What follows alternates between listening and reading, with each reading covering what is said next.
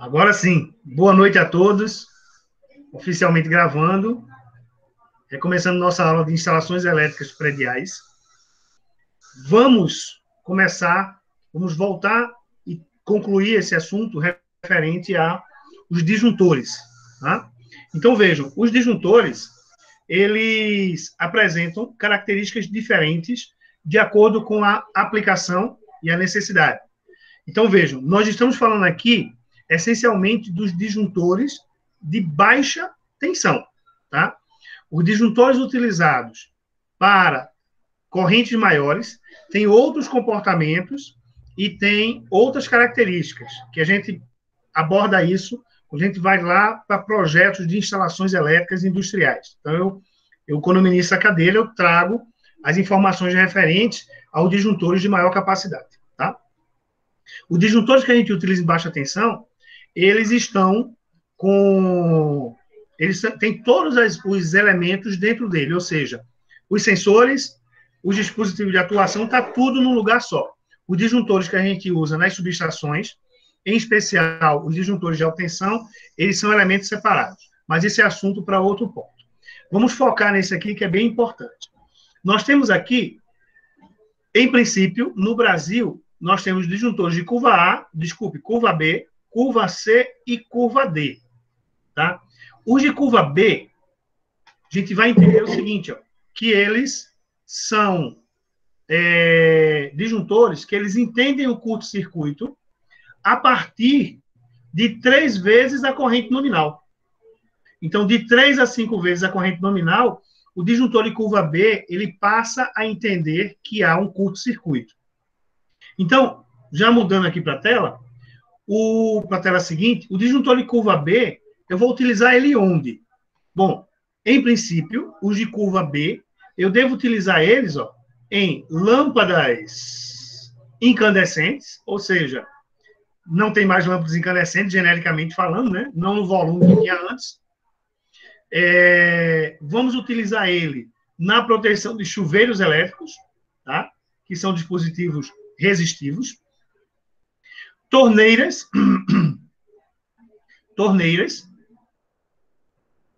e aquecedores elétricos. Essas torneiras são torneiras elétricas, tá, pessoal? Aqui no Nordeste não é muito comum, mas na região Sul, devido às baixas temperaturas que alguns locais alcançam, existem locais que instalam torneiras elétricas para água cair quente para lavar os pratos, tá?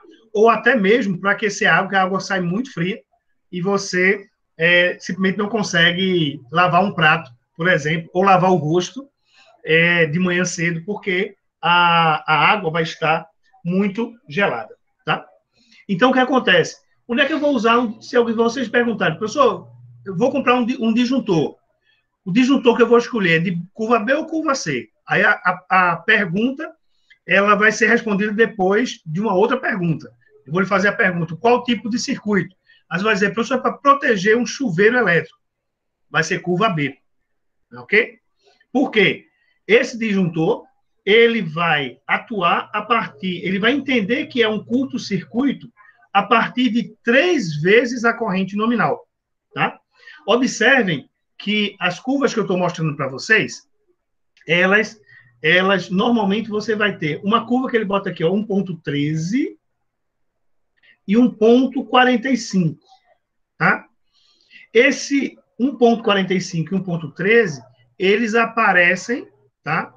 Eles aparecem em todas as curvas de disjuntores de baixa tensão. O que é que significa esse 1.13 e 1.45? Essas curvas, elas são adaptadas, tá? Elas são adaptadas à curva térmica do condutor, tá? Então, o que acontece? A técnica, né? Os fabricantes de condutores, as normas técnicas, elas recomendam que o condutor, no máximo, seja submetido a 45% da sua capacidade nominal. Então, o disjuntor, ele tem uma curva, tá? Que a gente diz aqui, essa aqui a gente chama I2, a curva I2, tá? Que é a máxima sobrecarga que o condutor poderá suportar, tá? Então, Quando é que eu olho isso aqui? O que é que significa o 3? Veja, vamos por partes. Sobrecarga. Então, se eu tenho um disjuntor de 20 amperes, tá? Se eu tenho um disjuntor de 20 amperes, esse disjuntor, ele está conectado aqui no circuito com um condutor aqui de 4 milímetros quadrados, tá? Então, tem um disjuntor de 20, tá? Aqui, e o condutor é de 4 milímetros quadrados. Ora, o que é que esse condutor, como é que esse condutor vai funcionar? A primeira pergunta é, se passar 20 amperes pelo disjuntor, ele vai desligar? Então, a resposta é não. Por quê? Vamos entender esse gráfico aqui e depois a gente passa nos outros um pouco mais rápido. Nesse gráfico, no eixo Y aqui, tá? Eu tenho a indicação de tempo, tá vendo? Eu tenho aqui segundos, então até aqui eu estou medindo em segundos. Daqui em diante, eu estou medindo em minutos. Então, observe que, a partir daqui, eu começo a enxergar como sendo 1 minuto, 2 minutos, 120 minutos, tá? Dependendo do dispositivo, eu tenho essa medida aqui, inclusive em horas, tá? Mas vamos focar nesse aqui que está em minutos. Então, o que acontece? Esse é o eixo do tempo. Esse é o eixo do tempo, tá? E esse eixo aqui? Esse eixo aqui, tá? Que está indicando corrente, na verdade, esses números que aparecem aqui não é a corrente, é o que a gente chama de múltiplo. Por que ele é chamado de múltiplo? É o seguinte, pessoal, vejam, no lugar do fabricante fazer uma curva dessa para cada disjuntor que tem na linha de fabricação, ele tem uma única curva e o que é que ele faz? Como é que você vai interpretar? Você vai olhar para isso aqui e vai multiplicar pela corrente nominal que está escrito no corpo do disjuntor. Tá? Então, você vai olhar para a corrente que está escrito no corpo do disjuntor. Então, o que acontece? Se eu tenho 20 amperes, eu tenho uma vez a corrente nominal desse disjuntor. Ok? Ora, aí o que é que eu faço? Eu olho para essa linha aqui, ó, e vejo que essa linha de 20 amperes, ele não toca nesta curva amarela, ou melhor, pretinha do lado de cá e amarela aqui dentro. Então, o que acontece? Se essa linha não toca nessa curva, o disjuntor não desarma. Ou seja, se está passando 20 amperes pelo meu disjuntor, ele não vai desarmar. Tá? Está passando 20 amperes pelo condutor, ele não vai desarmar. O ponto a partir do qual ele começa a desarmar é a partir de 13% acima da corrente nominal. Então, por exemplo, eu não vou botar 13%, eu vou colocar aqui por esse disjuntor, nesse momento está passando, por exemplo, uma corrente de 30 amperes. 30 amperes é igual a 1,5 vezes 20, ok? Então, observe que eu tenho aqui, ó, 1,5. Eu estou conduzindo aqui 50%, ou melhor, está passando pelo meu condutor 50% a mais do que a capacidade que ele suporta. Então, o que é que eu venho para cá? Eu venho para essa linha aqui, ó, e vejo que essa linha toca neste ponto aqui. O que é que eu vou observar? Em quanto tempo esse meu disjuntor vai atuar por sobrecarga? O disjuntor, ele vai esperar 1 minuto para poder desligar. Se a corrente for menor do que 1,5, se a corrente for menor do que 1,5, está por aqui, tá? 1,3, por aí. Vou traçar uma linha aqui, ó. Tocou aqui nesse ponto. Então, significa dizer que o meu disjuntor levaria 4 minutos para poder atuar por sobrecarga. Então, por que isso acontece, pessoal? Porque a sobrecarga, ele é uma coisa mais comum num circuito do que se imagina. Então, o que acontece? Quando eu ligo o equipamento, mesmo que seja resistivo, ele solicita uma corrente ligeiramente maior do que aquele necessita para funcionar. Então, como essa variação ocorre, eu não posso colocar um dispositivo que, num caso de sobrecarga, atue instantaneamente. Então, o que é feito?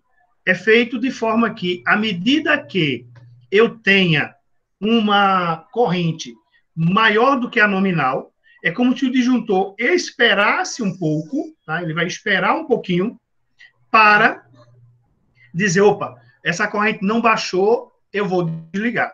Então, é exatamente isso que o disjuntor vai fazer.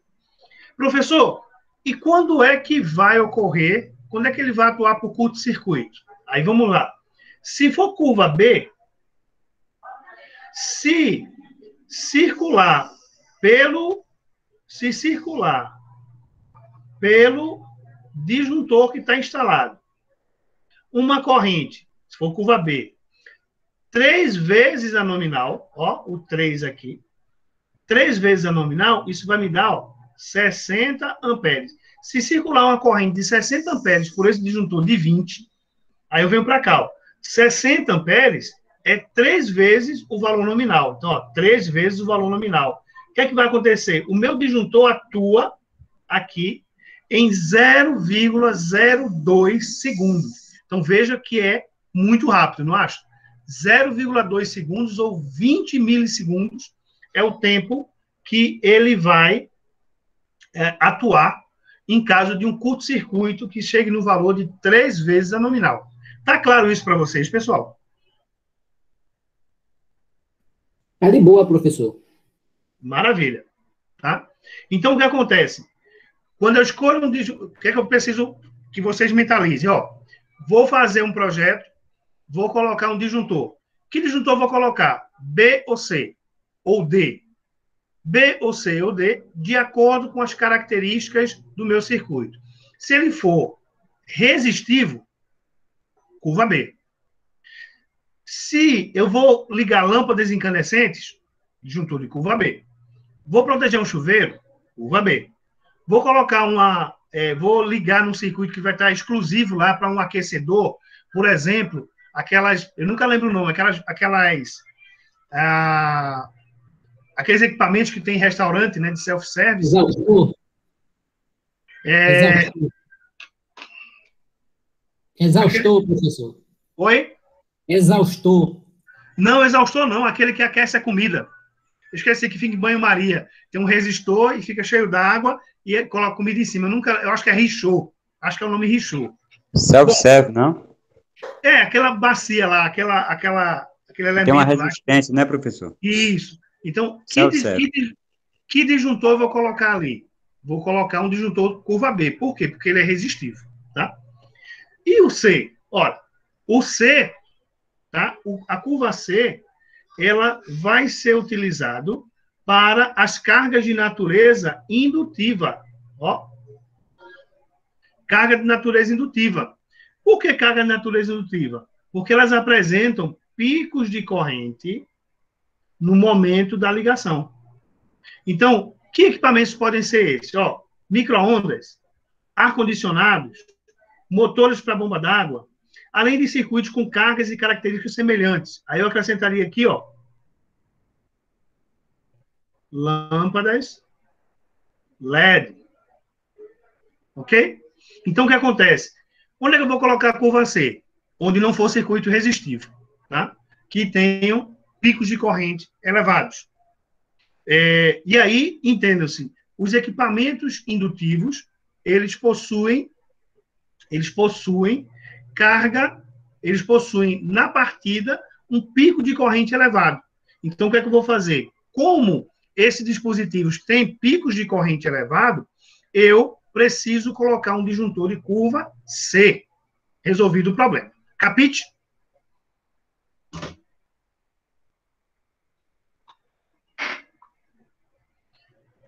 E aí, nesse gráfico aqui, ó, da curva C, eu tenho aqui, ó, 5 vezes a corrente nominal. 5 vezes a corrente nominal. Ou seja, se eu tiver um disjuntor, voltando a falar aqui no meu disjuntor de 20 amperes, se ele for curva C, tá? Se ele for curva C,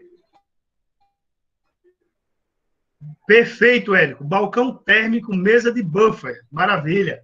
Aquele balcão térmico lá, disjuntor curva B. Valeu. Então, o que acontece? Esse disjuntor aqui, ó, se passar 5 vezes a corrente nominal, ou seja, se passar aqui, ó, 100 amperes pelo meu disjuntor, que é 5 vezes 20, ó, o meu disjuntor atua em 0,02 segundos. Se a corrente for até 4 vezes, ó, 4 vezes a corrente nominal, ele vai esperar aqui aproximadamente 2 segundos para desligar. Então, liguei o motor, ligou.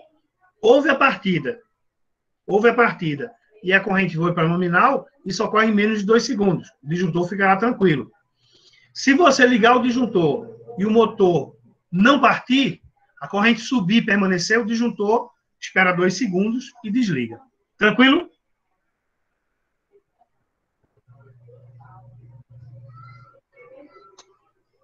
E o disjuntor de curva D? Maravilha, Rafael, maravilha.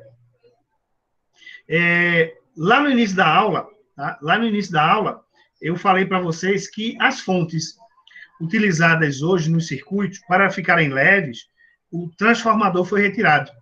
O transformador, além de ser pesado, é volumoso, tá? Então, normalmente, na entrada das fontes, eu tenho capacitores.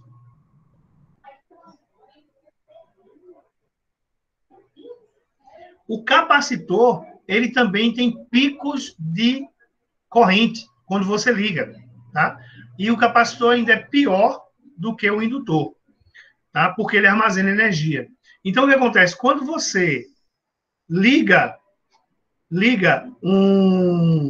uma fonte que tem um capacitor de entrada, a corrente de partida, que é chamada corrente de enrush, pode chegar até 20 vezes a corrente nominal. Então, as fontes, isso aqui numa fonte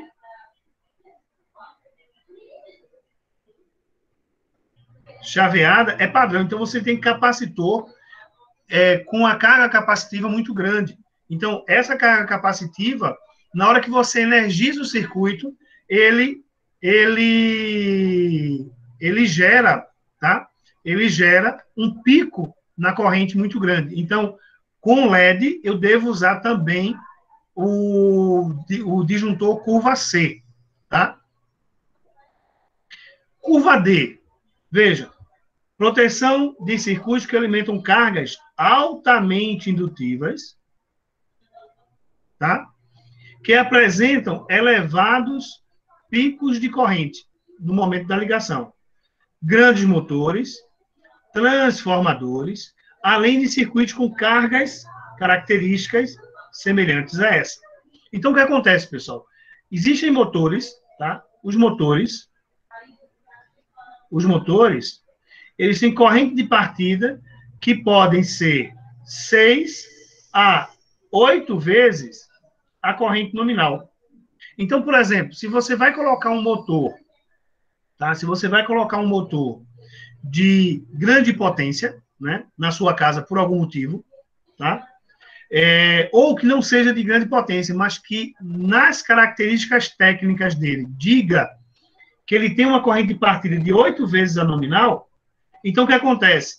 Eu não posso utilizar um disjuntor de curva C, porque o curva C ele vai suportar apenas 5 vezes a corrente nominal. E aí, ó, o meu disjuntor de curva D, ele vai tem uma curva aqui de até 10 vezes a nominal. Agora, vem um detalhe importante aí, tá? Boa noite, Rides. Vem um detalhe importante aí, tá? Qual é o detalhe importante? Esse disjuntor curva D, normalmente, você só encontra em lojas especializadas. Nos armazéns comuns, né? No dia a dia, nos armazéns comuns, o disjuntor mais comum que tem é o de curva C, de curva C. E aí, infelizmente, muitas vezes você tem que usar o de curva C. Ok? Dúvidas? Perguntas? Professor, o disjuntor motor, ele é curva D? Nenhuma dessas curvas. O disjuntor motor, ele possui corrente ajustável para o motor.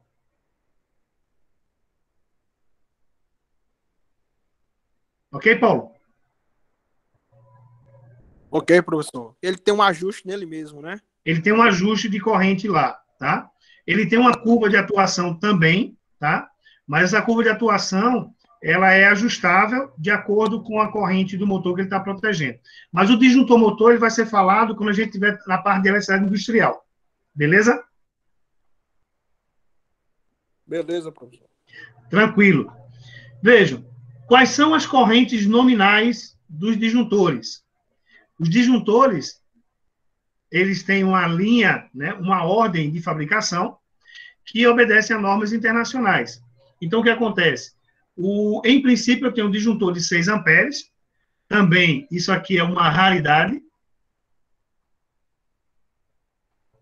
Isso aqui é uma raridade. Esse eu nunca vi. Eu já vi, mas é uma raridade. Eu 10 já vi amperes. Já vi Oi? de menor. Tem menor corrente, Josenildo?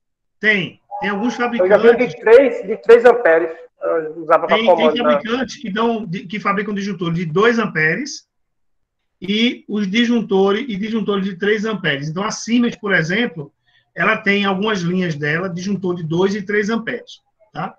Mas também é uma raridade, tá? O mais comum, 10 amperes, 13 também é uma raridade, 16 amperes, 20, 25, 32, 40, 50, 63, 80, 100 e 125. Vejam, esses disjuntores, tá, são disjuntores usados em circuitos de baixa tensão, tá? Professor, Diga. tem o de 70 também, ampere. Alguns fabricantes disponibilizam de 70, mas normativamente não tem o de 70, tem de 63 e depois de 80. Mas eu já vi também disjuntor de 70. Eu acho que é no NEMA, né? No NEMA é que tem 70, esses disjuntores. NEMA tem, com certeza. Esse aqui é padrão DIN, que é o que está oficializado para usar aqui no Brasil, tá? O padrão DIN. Esse padrão DIN é europeu, tá? O NEMA, padrão NEMA, é americano. Ok? Temas são aqueles pretos escuros, né, professor? Isso, aqueles pretos, exatamente. Exatamente. Tá? Eu vou falar para vocês depois das características dos condutores e o que acontece. Aí eu vou mostrar para vocês qual é a diferença do disjuntor padrão DIN para o padrão NEMA, mas aí eu preciso falar dos condutores.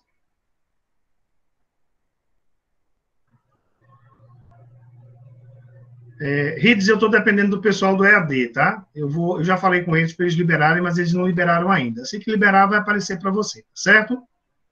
Tranquilo?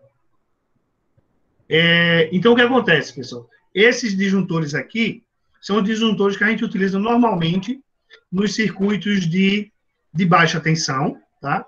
Que com correntes limitadas até 125 amperes. Existem disjuntores de capacidade maior? Sim, tá? Então, nós temos disjuntores de caixa moldada, tá? Que seguem uma outra linha de especificação, tá? E aí a gente vê isso depois lá na parte de projetos e lá na parte de instalações elétricas industriais, perfeito? Se não for eu, cobrem, tá? Para o professor mostrar essas características do disjuntor de caixa moldada. Eles são ajustados. Não, tem que ser o senhor mesmo. Tem que ser o senhor, outro não. Aí fica Não. até o fim. Deixa Dilson, para com isso. Vejam, como é que eu vou selecionar o disjuntor? Tá? Como é que eu vou selecionar o disjuntor? Qual é quais são as condições que nós precisamos seguir para selecionar o disjuntor, tá? Vocês precisam estar com isso bem fixado na cabeça. O disjuntor, ele tem como função a proteção dos condutores, ponto. Então, vou repetir o que eu falei no início da aula de disjuntores.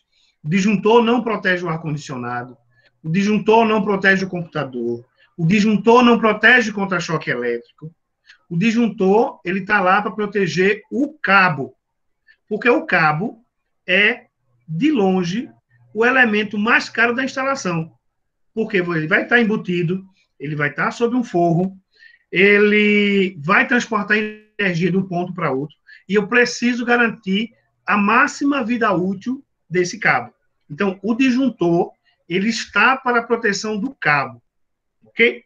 Então, o disjuntor, é uma das primeiras características que você olha no circuito, é o cabo que está lá, né, o cabo que está naquela condição, e a bitola, o cabo está naquela condição, e o disjuntor que está conectado nesse cabo, para você tomar a referência. Por exemplo, eu já vi disjuntor de 30 amperes ligado num cabo de 1,5 milímetros.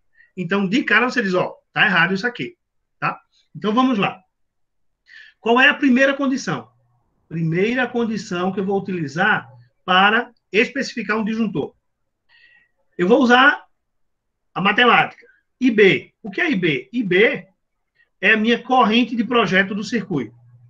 Ou seja, eu vou fazer um exemplo agora para a gente visualizar, mas IB é a corrente do projeto. Ou seja, eu tenho um chuveiro de 4.400 watts, 4.400 dividido por 220 me dá 20 amperes.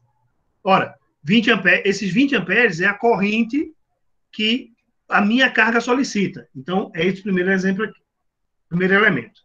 Ora, a corrente do projeto, a corrente da carga, ela tem que ser menor do que IN. Quem é IN?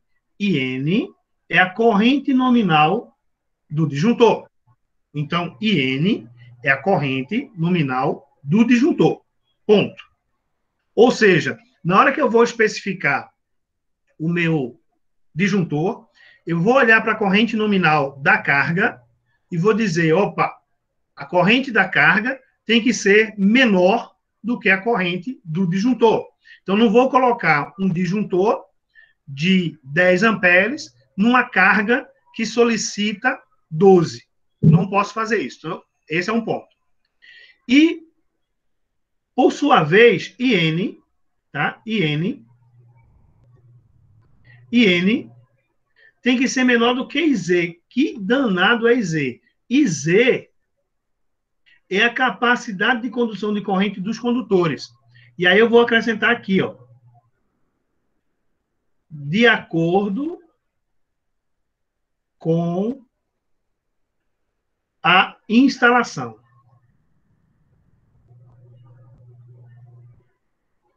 Ok? De acordo com a instalação. Então, ó, eu mostrei para vocês na quarta-feira que o mesmo condutor, se for instalado dentro do eletroduto, ele tem uma capacidade de corrente.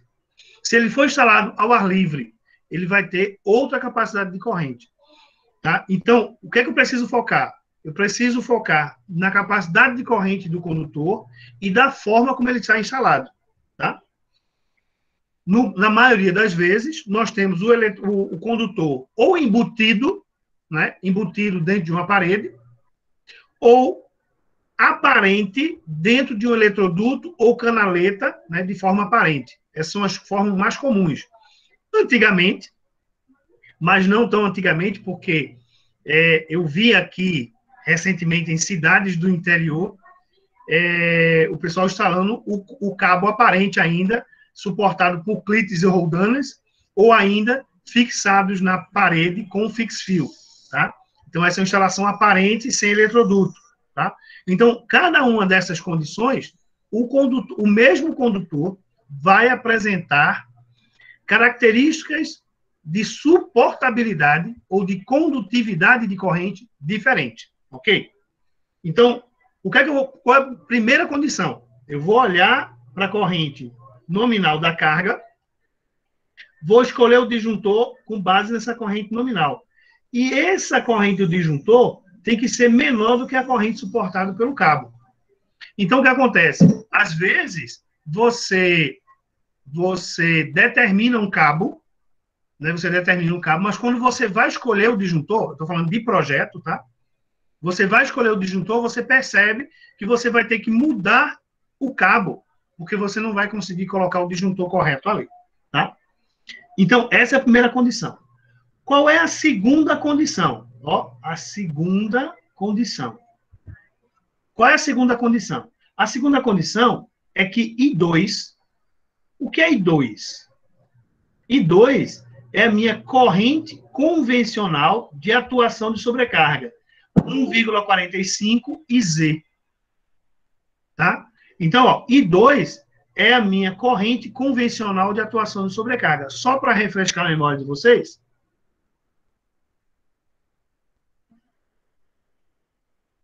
Ó, I2 está aqui, ó, 1,45. Esse elemento aqui, essa curva aqui, é chamada de I2, tá? É a corrente convencional de atuação de sobrecarga, ou seja, o meu disjuntor, tá? O ponto máximo de atuação do disjuntor não pode, deixa eu voltar aqui para a tela, tá? A corrente de atuação do disjuntor não pode ser maior, veja que aqui, ó, o I2 tem que ser menor, ou seja, essa corrente de atuação não pode ser maior do que 1,45 vezes a corrente suportada pelo condutor. Vamos a um exemplo para tentar trocar isso em miúdos, tá?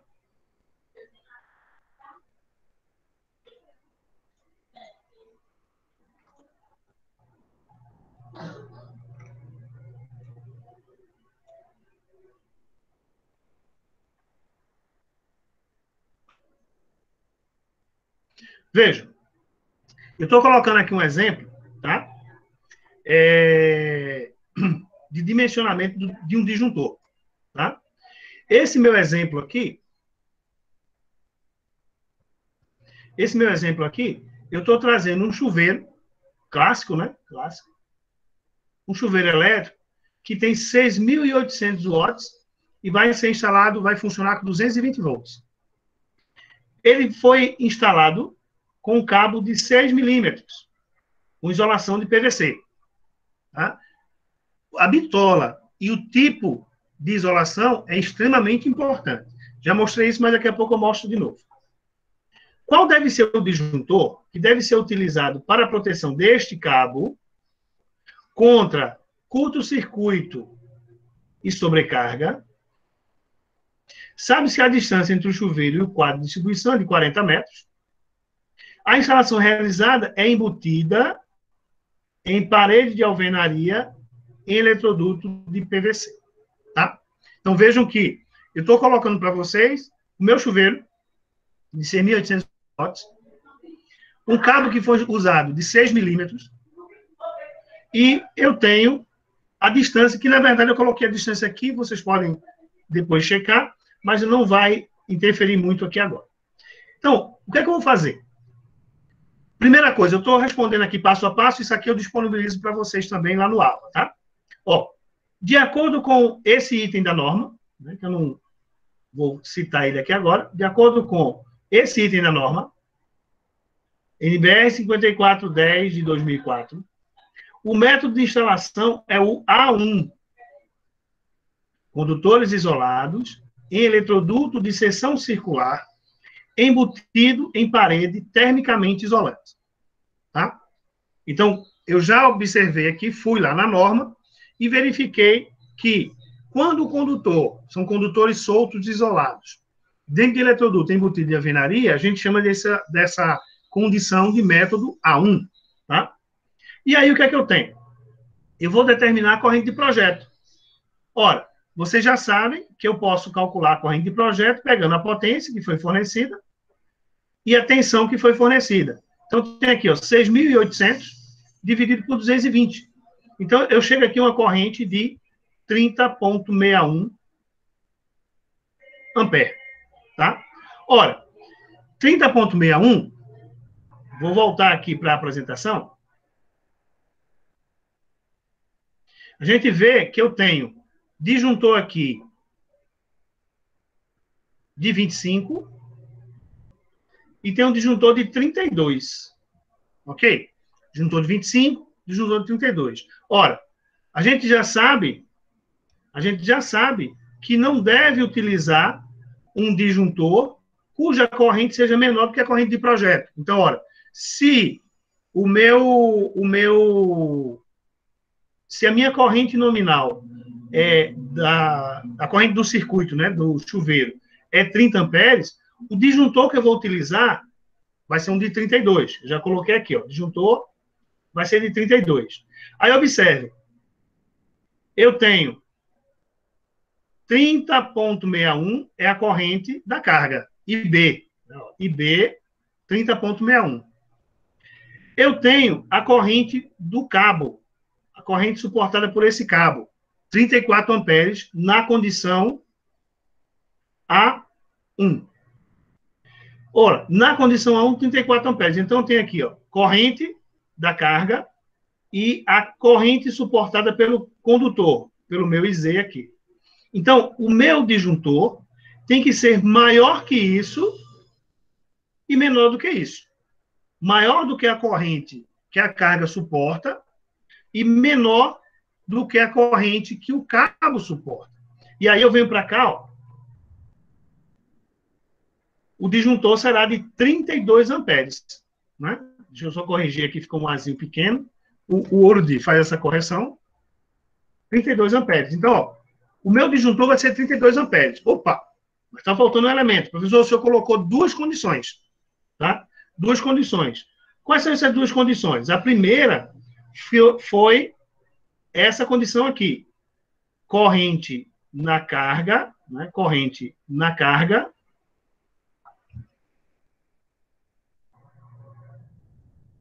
A corrente na carga aqui, ela vai ser menor, né? Menor do que a corrente suportada pelo condutor.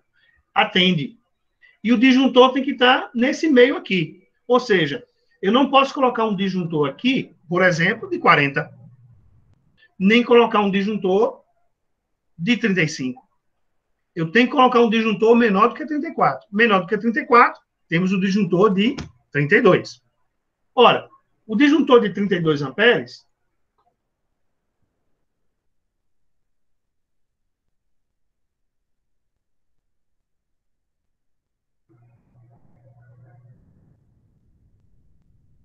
disjuntor de 32 amperes, ele está justamente nessa faixa.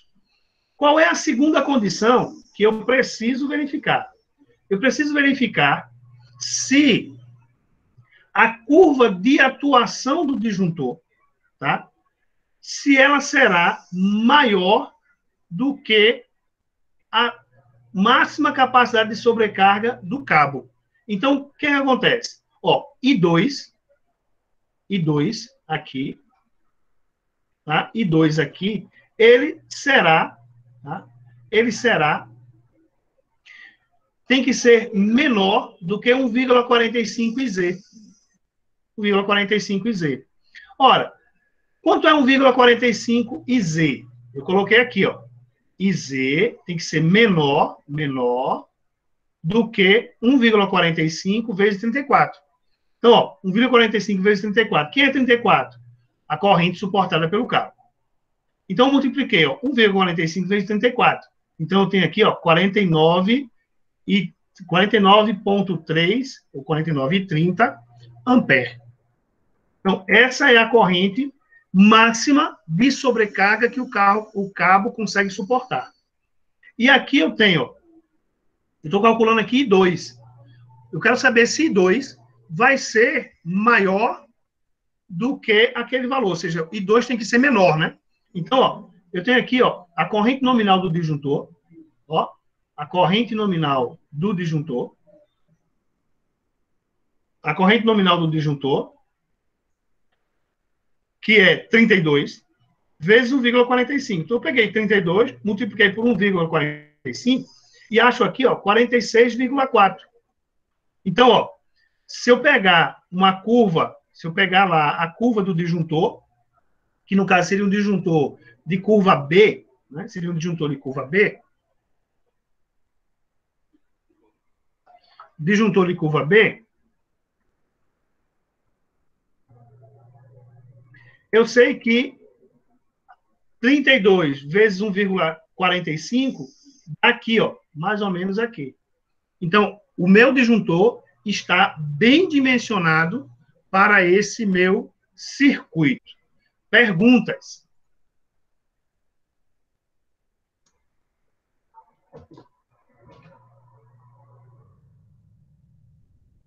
O problema é encontrar esse disjuntor B.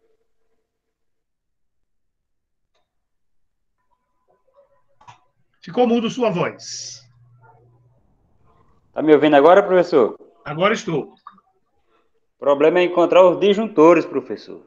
Que é uma raridade esse disjuntor. De 32 é uma raridade, por quê? É categoria B, letra B. Tranquilo. Entendi.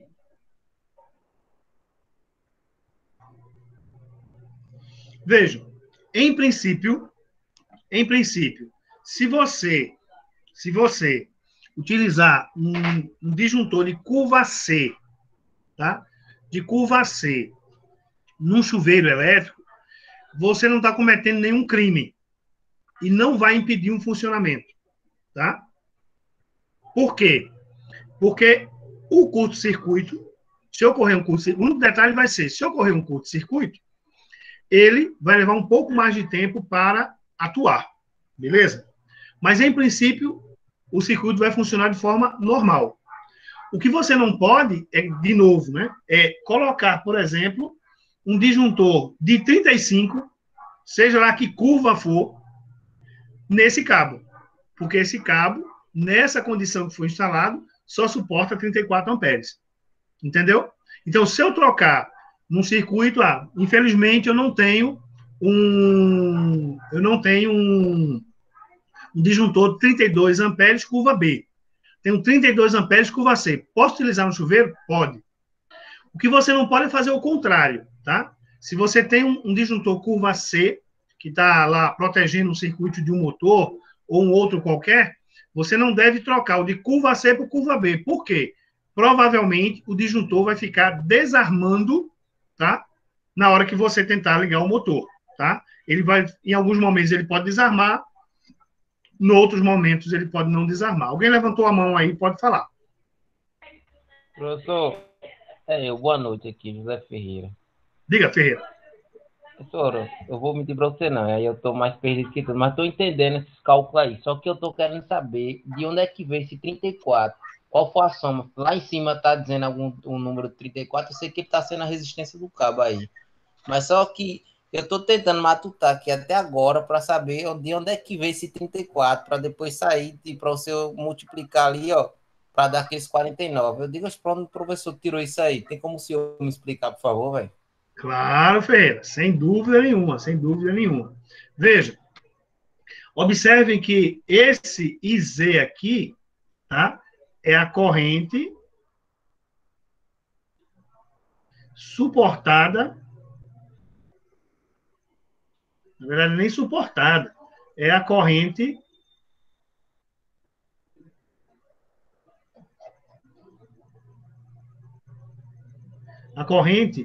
máxima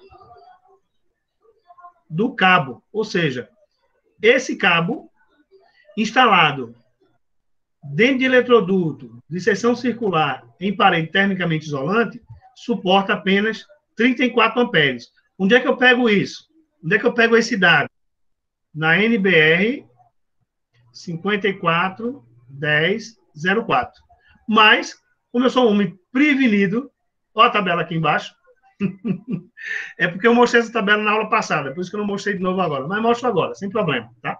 Eu coloquei a tabela aqui porque esse material vai para vocês. Vejam. Aqui eu copiei um pedaço da tabela, tá? Pedaço da tabela. E eu já marquei aqui, ó, o seguinte, ó. Capacidade de condução de corrente em amperes para os métodos de referência A1, A2, B1, B2, C e D. Que método de referência é esse? Eu descrevi um deles aqui. Ó. De acordo com esse item da norma, o método de instalação é o A1. O que é o método de instalação A1? Condutores isolados, em eletroduto de seção circular, embutido em parede termicamente isolante, que é a condição em que esse cabo está utilizando aí. Então, ó, lá na norma, tem essa tabela aqui, tá? A tabela de número 36 da norma, tá? E aí, o que foi que eu fiz? Qual o método de instalação do cabo? A1. Quantos condutores tem lá? A gente chama de condutores vivos ou carregados. Eu vou considerar o fase e o neutro. Então, eu tenho 2 condutores carregados. Então, aqui, ó, 2 condutores carregados. Qual a bitola do cabo? Que, no caso, eu tinha definido lá. 6 milímetros. Qual é a corrente nominal suportada por ele? Esse aqui é o meu IZ. Ok, Ferreira? Professor, tá show de bola agora. Agora eu entendi. Show de bola. Eu não entendo nada de predial, não, mas minha mente tá abrindo cada dia que passa aí, ó. Valeu mesmo. Obrigado. Maravilha. Tranquilo. Você não entendia. A partir de agora você vai entender. Tá? Então, o que acontece? Beleza. Só para a gente ilustrar, pessoal, vejam. Aqui, eu tenho o método A1 e A2. Qual a diferença desse para esse? Nesse aqui, você vai ter o eletroduto, né? Está dentro de uma parede. E aqui você vai ter os condutores separados, tá? Você vai ter o condutor fase, condutor neutro, condutor terra, entrando aqui no eletroduto, tá? No método aqui que a norma chama de A2, tá? Você vai ter também a parede, né? O eletroduto, só que no lugar de eu utilizar isso aqui, que a gente chama de cabo singelo, a gente chama na norma de cabos isolados, eu vou utilizar aqui um cabo multipolar, o famoso cabo PP. Então, aqui você vai ter um cabo, e esse cabo vai ter 1, 2, 3 condutores dentro dele, né? Aquele cabo PP. Então, se eu estiver dimensionando para utilizar esse tipo de cabo, o cabo PP, né, que é aquele cabo que agrupa todos os cabos num pacotinho só, tá? Aí eu venho para o método A2. Aí vejam que se eu utilizar o cabo esse tipo de cabo, esse condutor aqui, ó, não suporta mais 34 amperes. Suporta 32 porque eu mudei o método de instalação. Eu estou usando o cabo PP. Tá aqui, cabo PP, tá? Por outro lado, se eu for lá para o D, se minha memória não falha, veja, se minha memória não falha, tá? O D, o cabo está enterrado diretamente no solo. Professor, e pode?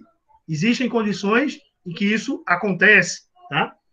Então, o cabo enterrado diretamente no solo, esse mesmo cabo de 6 milímetros, que aqui eu estou dizendo que a corrente máxima que ele suporta nessa condição de instalação, nessa aqui, ele pode considerar que ele suporta 47 amperes. Por isso que eu vou enfatizar e vou repetir. Dependendo de como o condutor está sendo instalado, ele muda a capacidade de corrente. Um exemplo foi alguém falou aqui, não sei quem foi, que num padrão de entrada da CELP, tá? A CELP estava dizendo que o cabo que iria entrar para dentro da edificação tinha que ser um cabo de 35 milímetros, tá? E a CELP chegou e passou um cabo aéreo que ligava do poste até aquela edificação, e colocou um cabo de 25.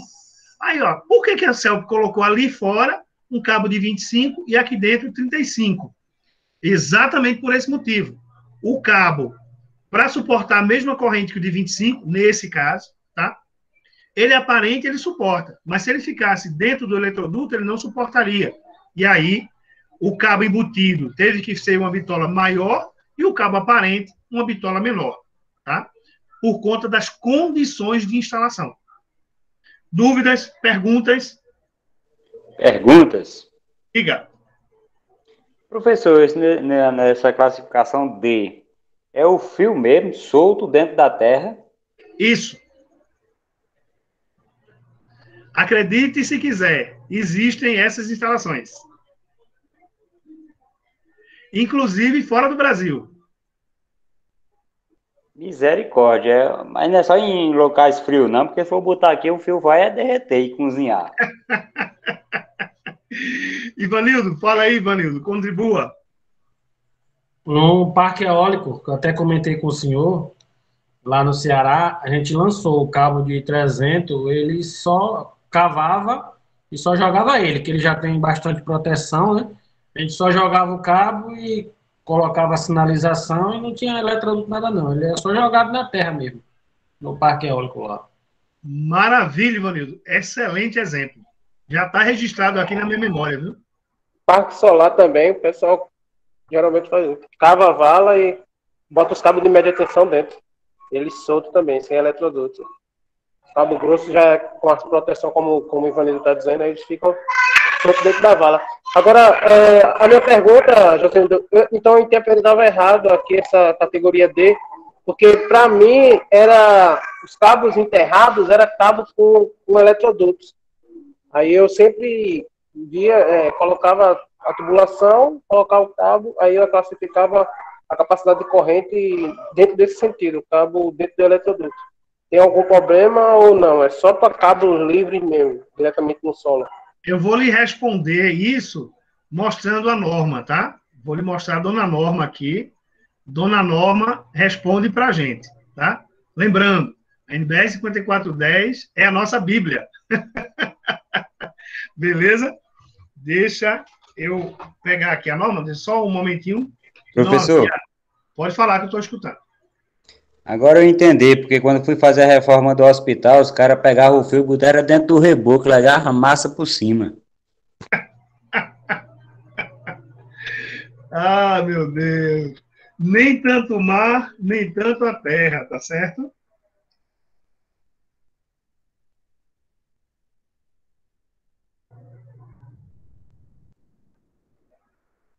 Deixa eu só localizar aqui a página. Tabela, deixa eu pegar a tabela aqui. Essa é a tabela 36.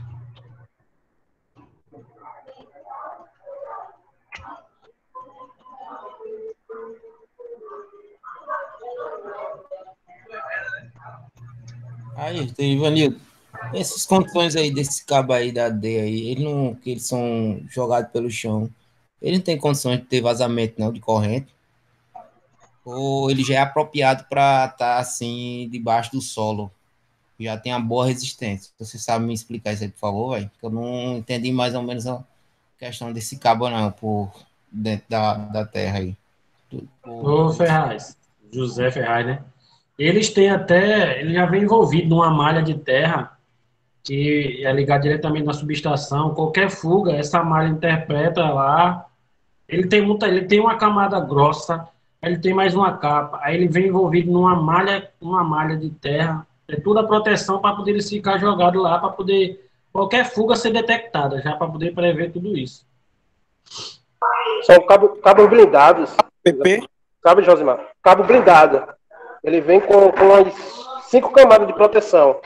Aí, como o Ivanildo falou, dentro dele vem um cabo de cobre, umas trancinhas de cobre, de fora a fora nele, dentro dele mesmo, embaixo da capa. Aí pega ele em um ponto e aterra. Aí ele fica aterrado. Aí essas fuguinhas ele já lança para o aterramento. Agora ele é bem resistente mesmo. Não é um cabo de PVC, não. É um cabo de blindado. Um cabo bem caro pra caramba, o metro. Valeu, agradeço aí, viu, véio, pela informação. Foi muito bom mesmo. Agora ficou entendido. Obrigadão aí, viu? Maravilha. Pessoal, só aqui tirando a dúvida do Ayrton.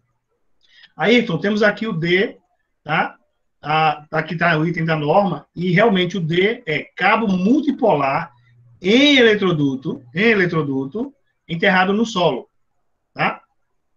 Em eletroduto enterrado no solo. Ok. Então é em eletroduto, né? Enterrado no Isso. solo.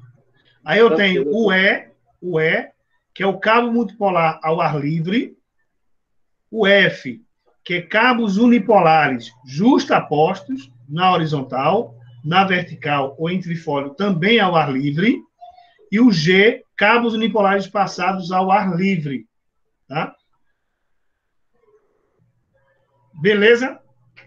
Beleza. Inclusive nessas valas, esses cabos que é enterrado, como o Ivanildo estava dizendo, geralmente eles são ou justapostos, né, Ivanildo? Ou eles são em trifólio, 2 embaixo, um em cima, formando um triângulozinho, fica em trifólio, ou Isso. justapostos. Isso, exatamente. Maravilha. Coloquei aqui mais um exemplo. Esse eu não respondi. Vamos responder juntos aqui. Depois eu passo isso para vocês. Vejam. Determine qual disjuntor deve ser utilizado para proteger um condutor de 4 milímetros quadrados que alimenta as tomadas da cozinha e área de serviço de uma residência que tem a seguinte carga prevista. Cozinha, 3 tomadas de 600 VA e 2 tomadas de 100 VA. E área de serviço com 2 tomadas de 600 e uma tomada de 100. Tá? O cabo que vai ser utilizado é 2,5, ou seja, alguém chegou e disse, olha, o cabo vai ser 2,5, que é o mínimo permitido pela norma. Então, ó, vamos responder isso aqui, tá? No passo a passo aqui, para tentar deixar o mais claro possível. Deixa eu colocar aqui. Colocar aqui. Então, ó, como está aqui, ambiente, aqui, cozinha. E vou botar aqui embaixo, área de serviço.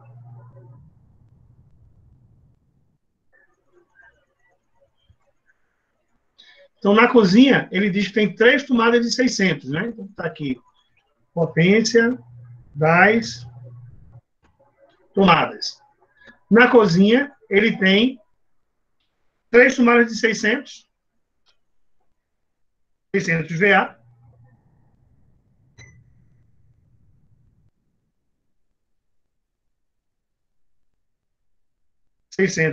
vou botar só 600.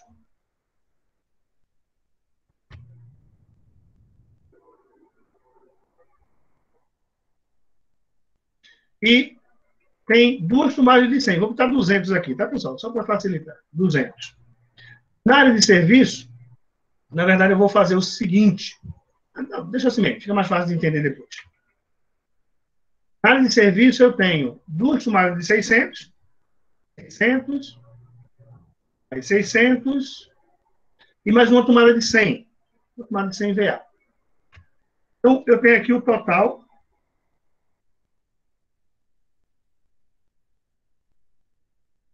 Total aqui eu tenho, ó, 1, 2, 3, 4, 5. 5 vezes 600 dá 3.000, não é isso? 3.000. 5 vezes 600, 3.000 e 200 mais 100, 300. Então, eu tenho aqui 3.300 VA. Nenhuma dúvida aí não, né? Tranquilo?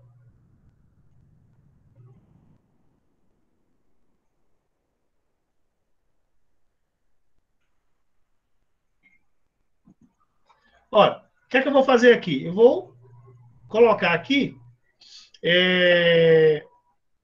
vou calcular a corrente do projeto.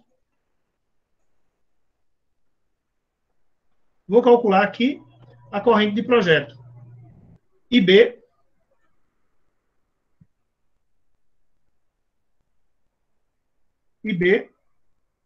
igual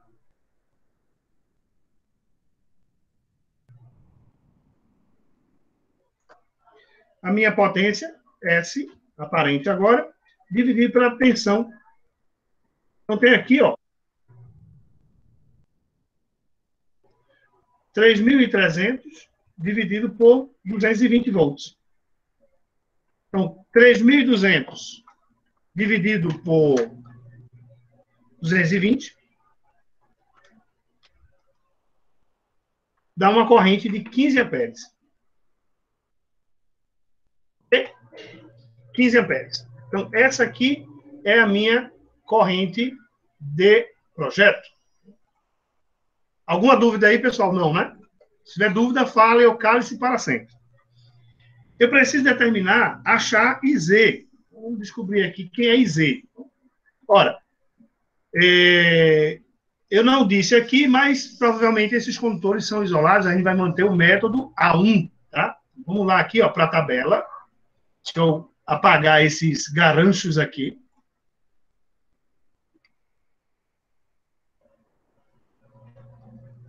Vou apagar isso aqui. Opa!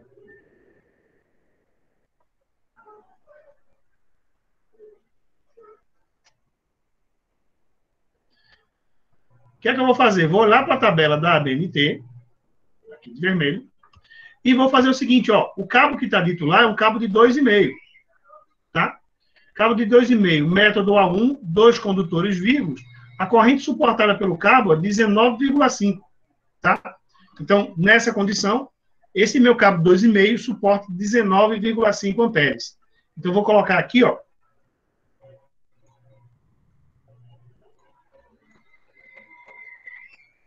IZ igual a 19,5 amperes. No método A1 de instalação. Ok? Ora, o que é que eu vou fazer? Vamos ver, vou escrever aqui a condição que eu já explicitei para vocês. Então, eu tenho aqui, ó, corrente do circuito aí B, ela tem que ser menor, tá? Menor do que a corrente nominal do disjuntor.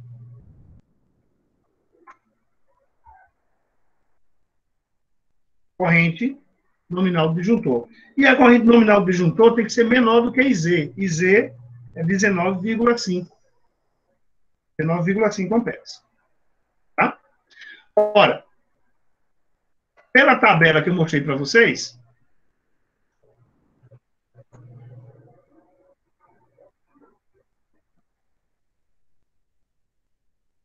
aqui, eu tenho 13 e depois 16. Então, em princípio, eu posso dizer para vocês que podemos colocar neste nosso circuito,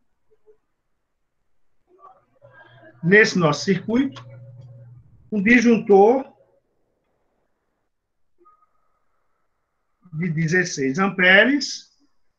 Qual a curva? Qual a curva, pessoal? B ou C? C. Maravilha.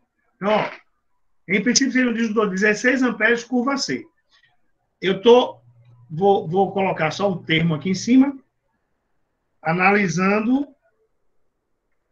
a primeira condição. Agora, analisando a segunda condição. Então, ó, IZ, vamos colocar a formulinha que nós havíamos colocado lá, que diz o seguinte. Diga, Pedro, pode falar. Por que curva C e não curva B, professor?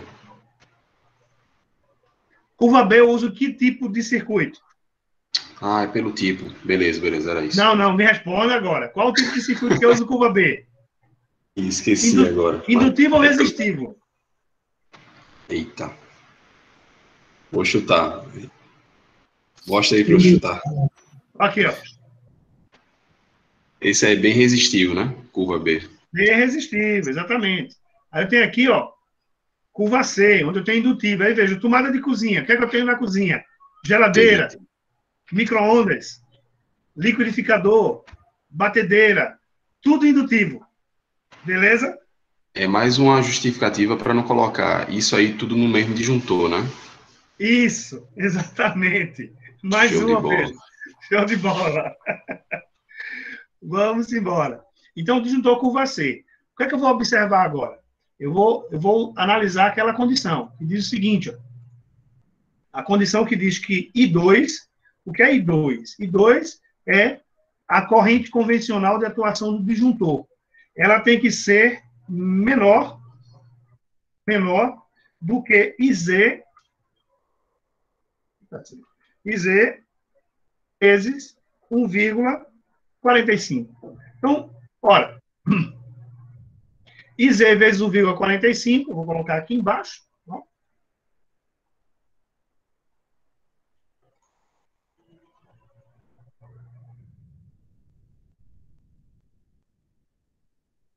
Aqui, corrente máxima de sobrecarga do cabo. No caso, vai ser 19,5 vezes 1,45. Isso aqui vai me dar quanto? Vamos lá.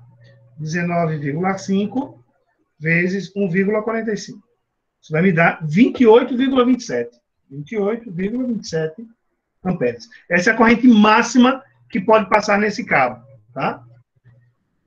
E aí, quem vai ser o valor de I2? Quem vai ser I2? I2.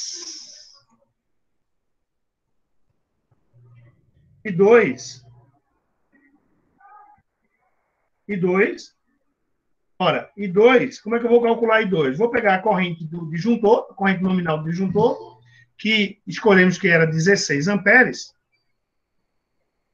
Escolhemos como 16 amperes aqui. Vou colocar aqui, ó, 16 vezes 1,45.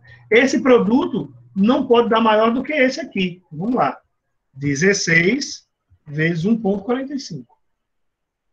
Isso vai me dar 23,20 amperes. Ou seja, eu atendo essa condição aqui. I2, né? I2, ele é 45% acima da corrente de I2, eu teria aqui uma corrente de 23,2 amperes, ou seja, o meu disjuntor atende a minha especificação. Capite? Capite. Professor, Sou todo ouvidos. o senhor vai colocar isso aí no grupo do WhatsApp? Não. Eu vou colocar no AVA, porque são tantos os grupos, pode ser que eu coloque em um e não coloque em outro. Ah, beleza, capite. Beleza? Diga, Pedro. Professor, nessa parte do I2 aí, eles... É porque eu vi que tem duas condições, né? Você analisa sempre a primeira condição, faz o cálculo, vê qual tipo de curva, tudo certinho. E quando você vai para o I2, você calcula primeiro IZ vezes 1,45 e depois vai para o I2, que é 16 vezes 1,45, né? Onde esse 16 é a curva do disjuntor. De certa forma... 16 é a corrente nominal do disjuntor. Isso. De certa forma, nunca... existe o caso que I2, a segunda condição não vai ser atendida, apesar da primeira ser atendida? Existem, já vi situações em que não é atendida. Entendi. Não é atendida. Por exemplo, imagine que você resolveu... Na verdade, a sua observação é ótima, Pedro, ótima mesmo. Mas imagine que o cara diga, não, mas eu vou colocar um disjuntor de 20. Né? Porque depois de 16 vem 20. Tá? Aí o que acontece? Se você coloca um disjuntor de 20, aí 20 vezes 1,45 vai te dar 29. Ou seja, eu não posso colocar um disjuntor de 20 nesse condutor. Essa é a ideia, entendeu, Pedro? Ah, então tem a ver também com o próprio balanceamento dos disjuntores, né? Eu não posso sair colocando muita coisa, que eu posso ter o IB, né? O IB muito alto, né? Aí, sim, automaticamente, o IZ não vai ficar tão alto quanto deveria, por causa do método, e eu vou ficar com esse N muito curto, né? Esse intervalo muito curto aí, onde eu posso aplicar o disjuntor. Aí, exatamente, o disjuntor fosse de, sei lá, 17, aí quando eu fizesse o cálculo ia ficar muito justo, ou ainda ia passar, porque o próximo comercial seria 20. Entendi. Agora Pedro, entendi. Essa sua pergunta eu vou complementar aqui, colocando mais uma pulga atrás da orelha. Veja, imagine essa condição aqui, onde eu calculei aqui, deu 15 amperes. Né? Eu tinha calculado isso antes, né? Justamente para dar o resultado que eu quero, né? Como vocês sabem, né? No exemplo, a gente sempre faz um exemplo fácil, né? Mas vejam, pessoal, só para complementar. Imaginem que esse meu circuito aqui, ou seja, esses meus elementos que eu coloquei aqui na cozinha e área de serviço, que eu coloquei num circuito só, vamos supor que aqui a soma dessas potências aqui chegasse a 3.600, dividido por 220, me daria 16,36, tá? Aí o que acontece? Olha, 16,36 não é interessante que eu coloque um disjuntor de 16 amperes, tá? Concorda? Porque 16,36 ele é maior do que 16. Então, se a corrente do projeto é maior do que a corrente nominal do disjuntor, eu não vou poder utilizar. Então, nessa primeira condição aqui, se eu colocasse aqui 16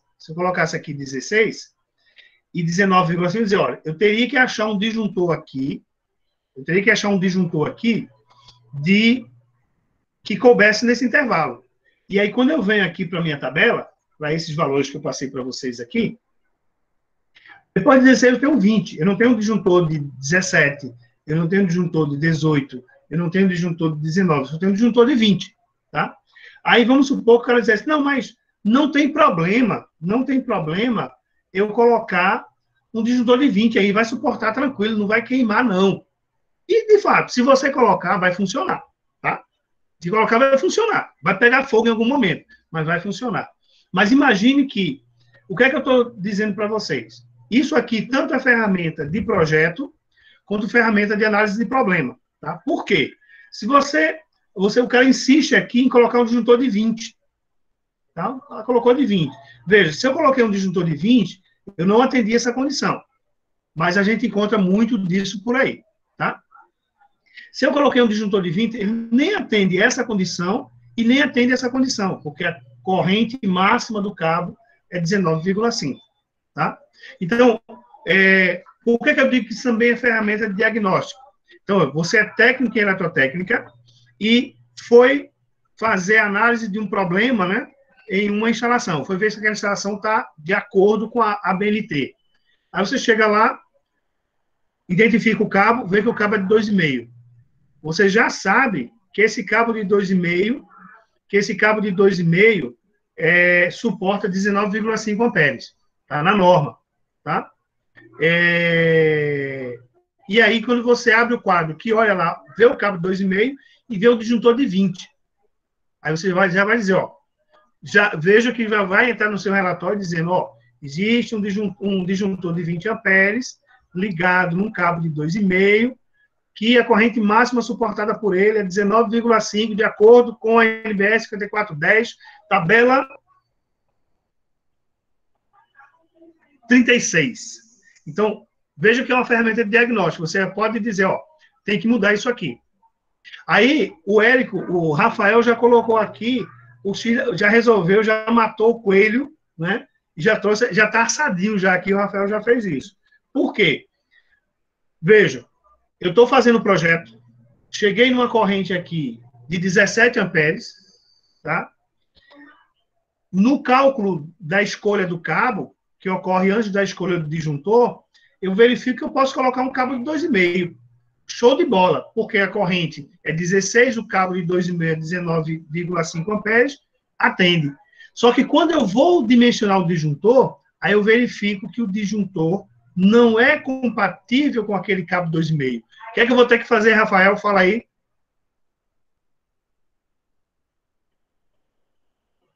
Rafael? Ele está com vergonha, pessoal. O Rafael já colocou aqui. Porra não, Rafael. Professor. Eu vou pensar. Diga.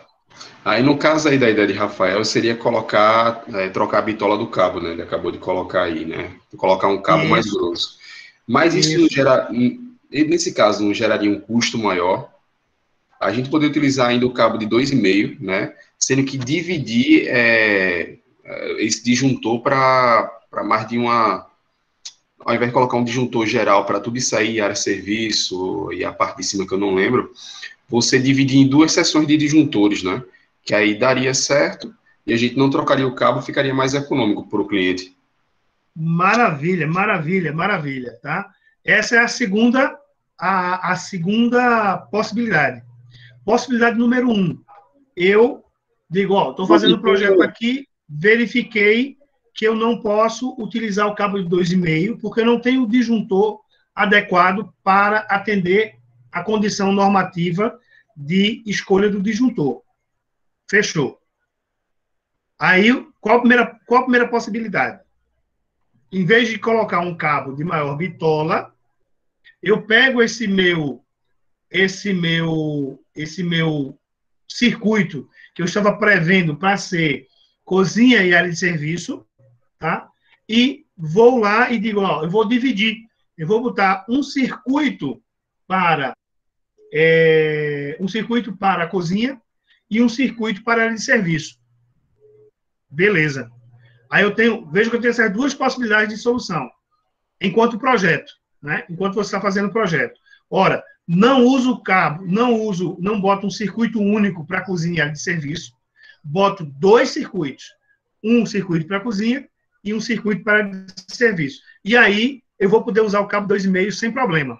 Só que aí eu preciso fazer, Pedro, dentro dessa linha do técnico e econômico, eu preciso verificar algumas outras coisas. Por exemplo, será que se eu colocar um cabo de 4 milímetros, que atenderia aqui tranquilamente esse conjunto, e não ocuparia menos espaço no meu eletroduto do que se eu trouxesse mais 2 pares de fios de 2,5? Entendeu a jogada? E sem contar em custo também, professor, a coisa de Pedro, é que ia gastar com mais fio e mais um disjuntor. Ô, professor, eu acho que Pedro está falando de distribuição, não? A pessoa puxa do relógio até o quadro de distribuição e distribui com 2. Eu acho que Pedro falou assim, bota um comprimento pequeno de 4 milímetros, né? E quando chegar no quadro de distribuição, distribui, né? Que fica bem melhor a distribuição do que... Assim, eu acho assim, né? Que fica bem melhor a distribuição. Fazendo distribuição numa casa, eu acho que é o essencial. Não, tranquilo, Reginaldo. O que a gente está colocando, o que o Pedro colocou foi exatamente isso, tá? Veja, lembrando, né, o que é que a gente vai fazer? Do ponto de vista de projeto e do ponto de vista normativo, eu preciso dividir os circuitos. A norma prevê que eu tenha, no mínimo, um circuito de iluminação, um circuito de tomadas de uso geral, tá? E um circuito de tomada de uso específico, caso haja algum equipamento específico, e ele pede que eu use um circuito que atenda cozinha e área de serviço, tá? Isso é o mínimo, o mínimo.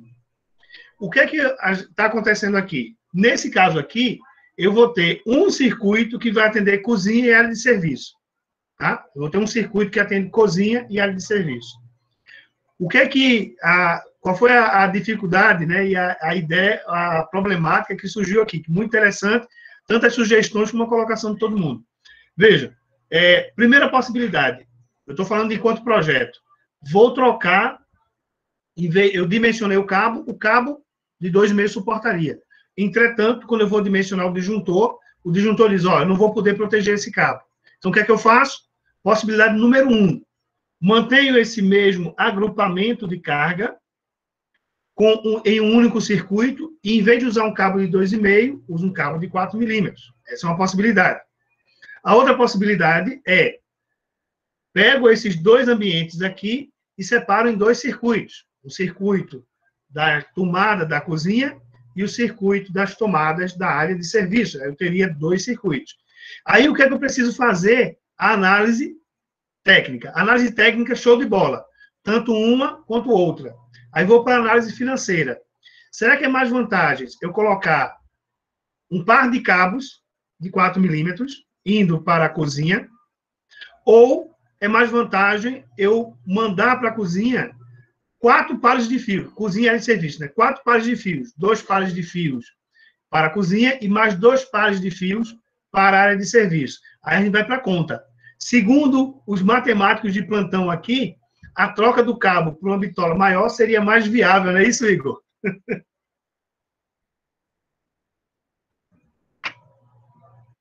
Capite, Reginaldo.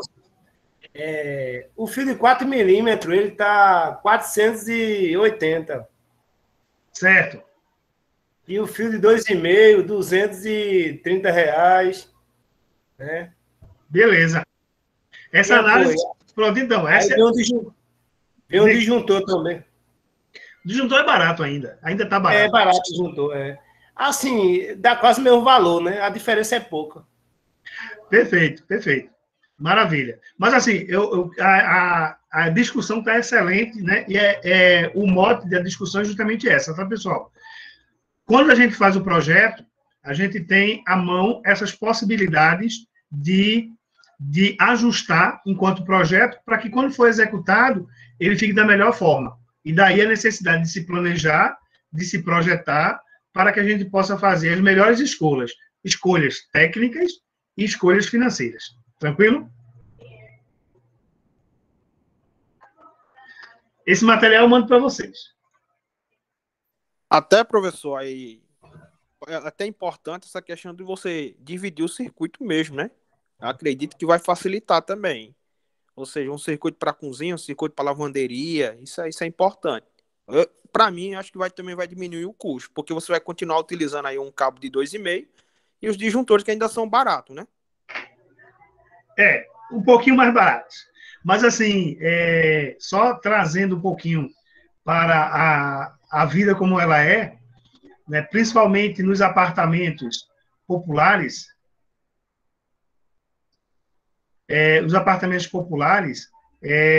cozinha e área de serviço estão tão pequenas, estão tão conjugados que você normalmente vai ter um circuito só para elas. Tá? Rita está perguntando aqui, professor, é verdade que o máximo de quantidade de tomadas é 4 por cômodo? Não, Rides, não é verdade. Isso é uma inverdade, tá? A norma determina, conforme nós vimos lá em dezembro, a gente vai ver aqui de novo, que eu coloque no mínimo uma tomada a cada 5 metros de período, desculpe, a cada 5 metros de perímetro, tá? No mínimo, ou seja, eu posso colocar mais tomadas de acordo com a minha necessidade. Até porque, numa sala, por exemplo, numa sala de estar hoje, 4 tomadas não atende à necessidade. TV, home theater, receptor de internet, receptor de telefone, videogame, equipamento de som, tudo isso, 4 tomadas não dá. Então, na verdade, o mínimo que a norma exige é, em cozinha, uma tomada a cada 3,5 metros, ou fração de perímetro, e nos outros cômodos da casa, uma tomada a cada 5 metros, ou fração de perímetro. Essa é a referência. E esses valores são o mínimo, tá? O máximo, o cliente que vai dizer. Ok, Ride? Respondi sua pergunta. E sem contar, professor, né, que esses projetos que vêm desses arquitetos, essas casas já vêm todas projetadas, cada equipamento com sua tomada, e deixa só um ali para uma árvore natal, se ainda vai ter, né? Isso. Só para a gente, ainda falando aí do disjuntor, pessoal, contra curto-circuito, eu fiz um esquema aqui, trouxe aqui um esquema, tá? Para a gente entender como é que o disjuntor ele vai atuar no caso de um curto-circuito. Então, nós já sabemos que o curto-circuito, quem atua é a bobina, tá? A bobina que tem lá dentro do disjuntor. Então, o que acontece? Nas condições normais de atuação, você vai ter a corrente nominal passando aqui e voltando por aqui. Ok? No caso aqui dessa representação, se colocou a bobina que tem dentro do disjuntor aqui, né, em série, mas na verdade ela fica tanto em série com o neutro quanto com o condutor fase, tá? E aí o que acontece? Com a corrente nominal, o fluxo magnético que é criado aqui, ele é pequeno, né? O fluxo magnético é pequeno. Ok? Ora, Se ocorrer um curto-circuito, como eu mostrei para vocês, essa corrente aqui, ela pode chegar a valores bem altos. Então, naquele exemplo que eu fiz, na quarta-feira, a gente viu que a gente pode chegar a uma corrente de 1.800 amperes numa determinada condição. Tá? E aí acontece, quando essa corrente sobe muito, aí essa corrente que passa aqui, que vai ser a corrente de curto-circuito, vai passar nessa bobina. Então, quando passa uma corrente de curto-circuito aqui, tá? Uma corrente de curto-circuito, ela pode chegar, por exemplo, a 2.000 amperes. Então, essa corrente de curto-circuito de 2.000 amperes vai criar um fluxo magnético grande. Aí, o que vai acontecer? Dentro do disjuntor, ele vai atrair esse elemento aqui e vai abrir isso nessa direção. Quando ele puxa isso aqui, essa mola puxa os contatos aqui, ó, abrindo o meu disjuntor, tá? Interrompendo a corrente. Esse é só um modelo, né?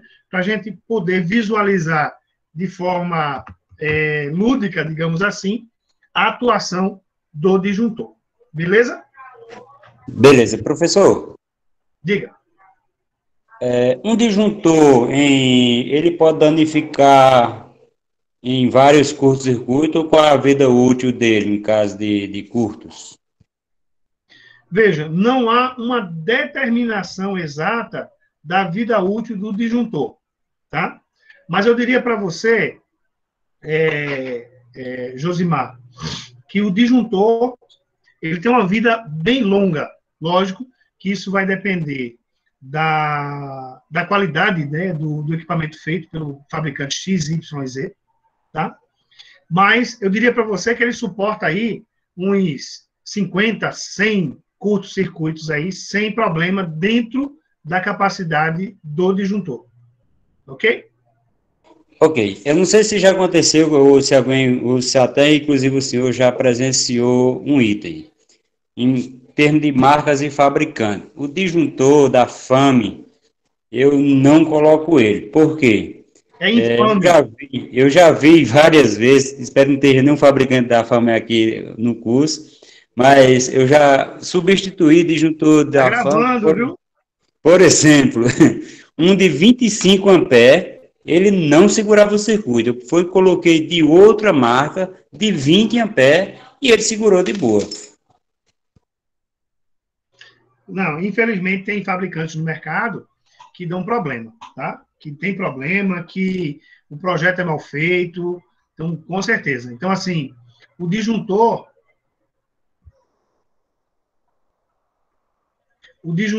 ele é sempre bom escolher um disjuntor de um bom fabricante, tá? De um bom fabricante, porque é um elemento de segurança do meu circuito e eu preciso colocar o disjuntor mais adequado para mim e, infelizmente, muitas vezes as pessoas vão pelo preço, né? E aí, em função do preço, você acaba, às vezes, colocando um produto de má qualidade. E assim, Josimar, eu diria para você que o da FAME, se ele estava fazendo isso, ele não era nem tão ruim, tá? Porque pelo menos ele estava desligando. Eu já vi situações de disjuntor que ele simplesmente não atuava. Podia passar qualquer corrente por ele, ele não atuava. Tá? Então, assim, esse eu acho que é pior ainda, tá? Do que esse que está desarmando. Porque ele coloca realmente em risco o funcionamento do circuito. O que eu recomendo, né, sempre feita a análise, tá certo? De uma determinada situação que você identificou aí, por exemplo, da FAME, que não estava funcionando corretamente, vale a pena, Josimar, vale a pena entrar em contato com o fabricante e reportar o problema. Tá? Vale a pena, tá? Eu diria que a maioria dos fabricantes, eles estão abertos a observações, tá? E isso pode, de repente, ajudar ele. Porque pode ser uma falha específica daquele componente. Mas o pior, professor, que não aconteceu, não foi só uma vez com a mesma marca, com o disjuntor, foi 3 vezes em lugares diferentes. O disjuntor, ele sempre desarmava. Eu tirava ele, colocava de outra marca, inclusive era Lorenzetti, e segurava normal. Eu disse, então, o problema está no disjuntor, infelizmente. Mas você não colocava um disjuntor de capacidade maior, não, né? Pelo contrário, se ela era 25, eu colocava um de 20, de outra marca e segurava. Será que não era a curva, não, Josimar? Às vezes a curva do disjuntor. Aí onde mora o problema, meu jovem, porque a gente raramente encontra um disjuntor de curva B. A não encontra, mas aqui é C, infelizmente. Tranquilo, beleza. Reed está perguntando aqui, tem que ser mais ou menos que 4 tomadas? Reeds, conforme a gente viu na unidade curricular de desenho técnico, vocês viram lá, eu acho que você pagou com outra professora, mas ela trabalhou isso também, o número de tomadas determinado pela BNT é cozinha, uma tomada a cada 3,5 metros de perímetro ou fração de perímetro. Eu vou colocar uma tomada a cada 3,5 metros de fração de perímetro. No mínimo. Se for salas e quartos, uma tomada a cada 5 metros ou fração de perímetro. Esse é o mínimo de tomadas. Se vai dar uma, se vai dar duas, se vai dar 3 ou se vai dar 4, vai depender do tamanho. Então, por exemplo, se você tem uma cozinha, tá? Se você tem uma cozinha, por exemplo,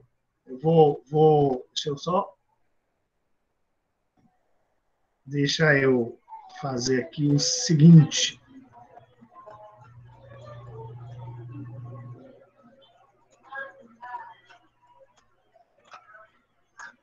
Ó, se você tem uma cozinha,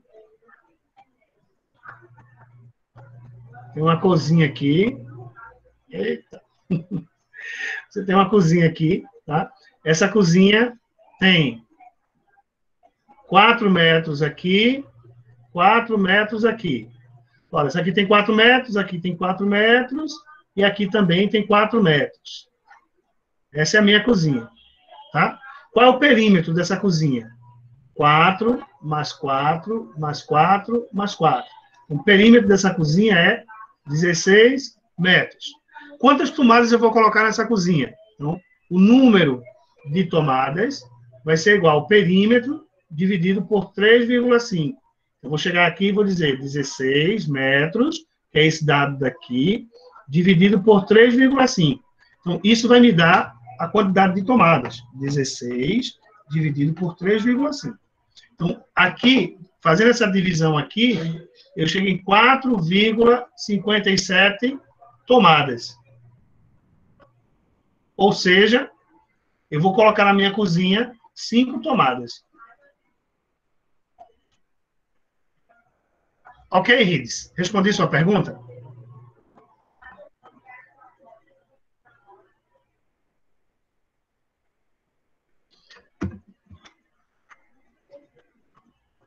Vamos continuar aqui?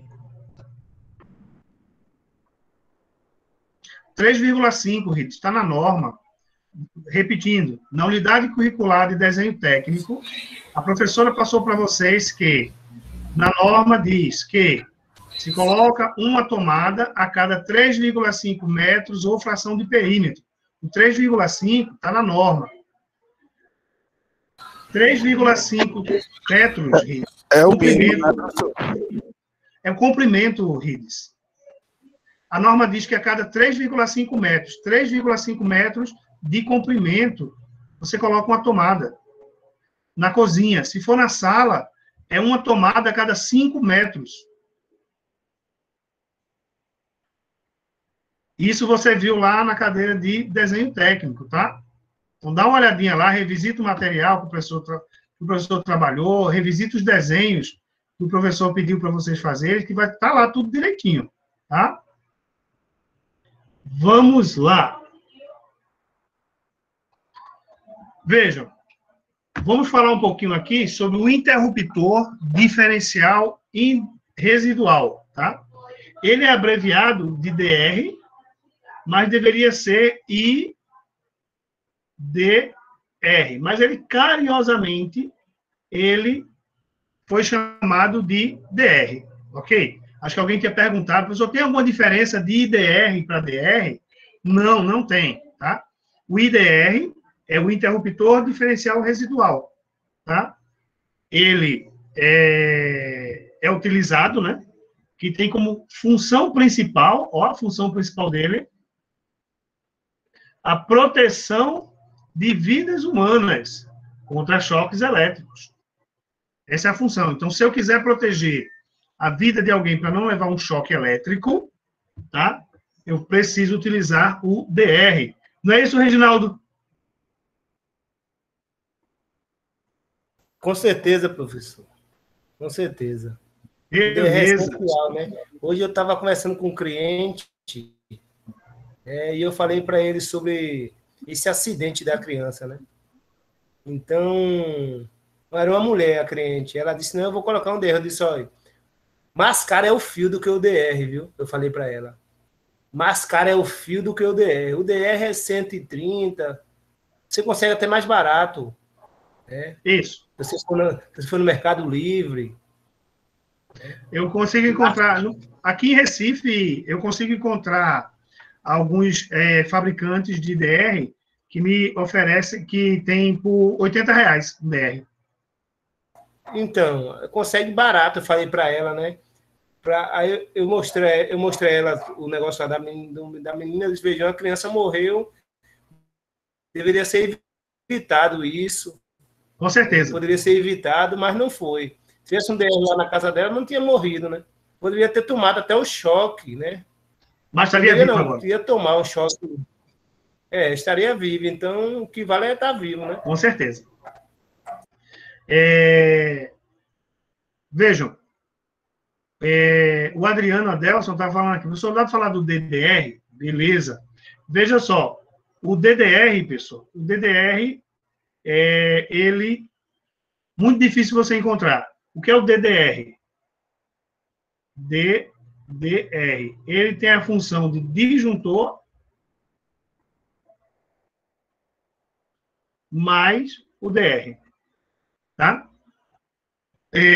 Normalmente, aqui no Brasil, eu raramente vi esse equipamento, tá? Por quê? Porque o preço dele,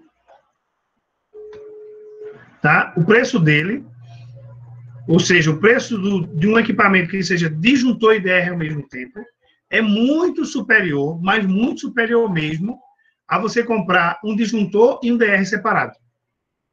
Tá? Então, o preço é muito alto. Então, aqui no mercado, nós não temos, pelo menos eu não procuro nem recomendo ninguém colocar o DDR, porque ele é muito caro. Tá? Então, é melhor você colocar o disjuntor e o DR separado. Até porque, se você tem no mesmo corpo, 312 o quê, Rafael?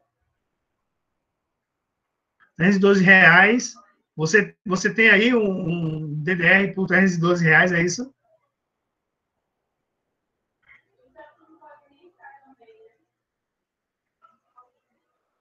Beleza, eu acho que é isso. Pronto. Ele comprou um DDR. Você comprou um DDR ou um DR?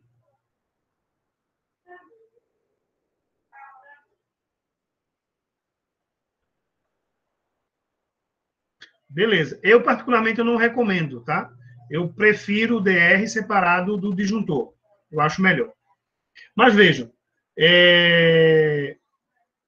aqui está um erro aqui, mas o que é que esse elemento vai fazer? Ele vai desligar o circuito se a corrente se aproximar, ou melhor, ultrapassar os 30 miliamperes. Então, o DR, ele é um dispositivo que protege contra choques. Aí vejam só, cada dispositivo tem a sua função específica. Então, o disjuntor vai proteger o cabo contra sobrecarga e curto-circuito. O DR, o interruptor diferencial residual, ele irá proteger vida humana. Tá? Então, a presença do DR está para proteger a vida do ser humano. Aqui eu tenho a foto do DR, tá? Vocês vão observar que eu tenho um DR tetrapolar.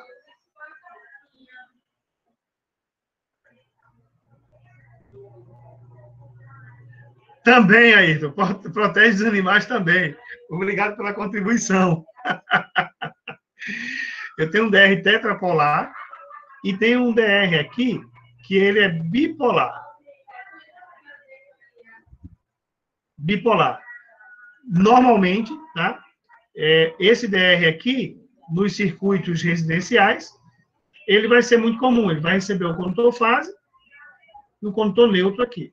Os dois condutores precisam passar no DR. Então, ele entra aqui, sai aqui, tá? E ele vai funcionar detectando a corrente que entra e a corrente que sai. Então, o que acontece? Se entrar 2 amperes aqui, tem que sair 2 amperes aqui. Se entrar 2 amperes e voltar aqui,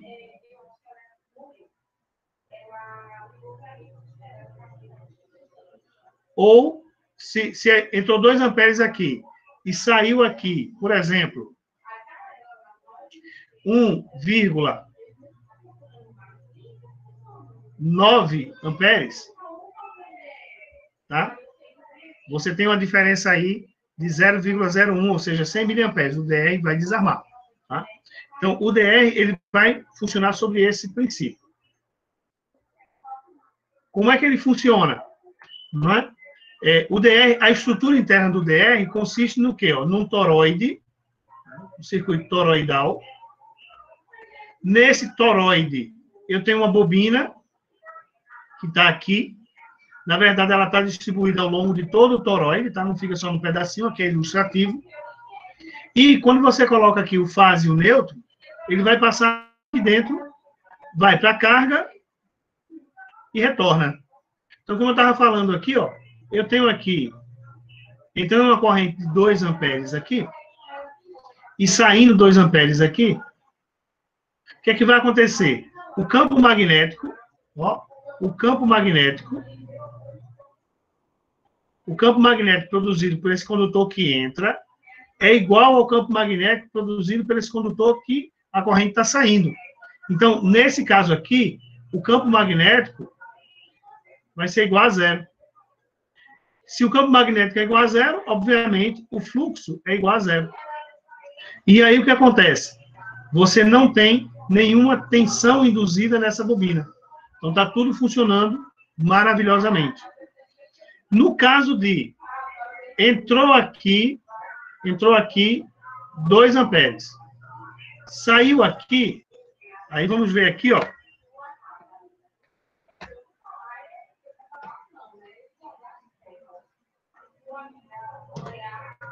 Voltou aqui 1,97 amperes. A diferença daqui para cá é 30 miliamperes. 30 miliamperes. Ora, com essa diferença aqui, esses campos aqui agora não mais se anulam. Tá? Então, aqui eu tenho um fluxo magnético, tá? Um fluxo magnético aqui. Esse fluxo magnético, ele vai produzir uma tensão induzida, que vocês já sabem, que é a variação ΔΦ sobre ΔT. E aí, o que acontece? Essa tensão induzida nessa bobina aqui vai acionar esse solenoide que atua sobre os contatos do meu interruptor diferencial residual, desligando e protegendo a vida das pessoas. Perguntas? Primeiro eu. Falai-vos. Professor, né, a pergunta é meio idiota, mas esses disjuntor DR, eles têm classificação de letras? Veja, ele é muito incomum. Rafael, mas em princípio, veja, os disjuntores de baixa tensão, todos eles recebem a classificação B, C e D, no mínimo. Tá? Eu acho que eu não tenho nenhum catálogo aqui. Deixa eu ver se eu tenho um catálogo aqui. Porque, na verdade, eu nunca olhei esse detalhe, cara. Nesse disjuntor DR, você tem classificação de letra. Por isso que eu perguntei. Normalmente tem. Tá? Deixa eu ver aqui se eu tenho um catálogo aqui.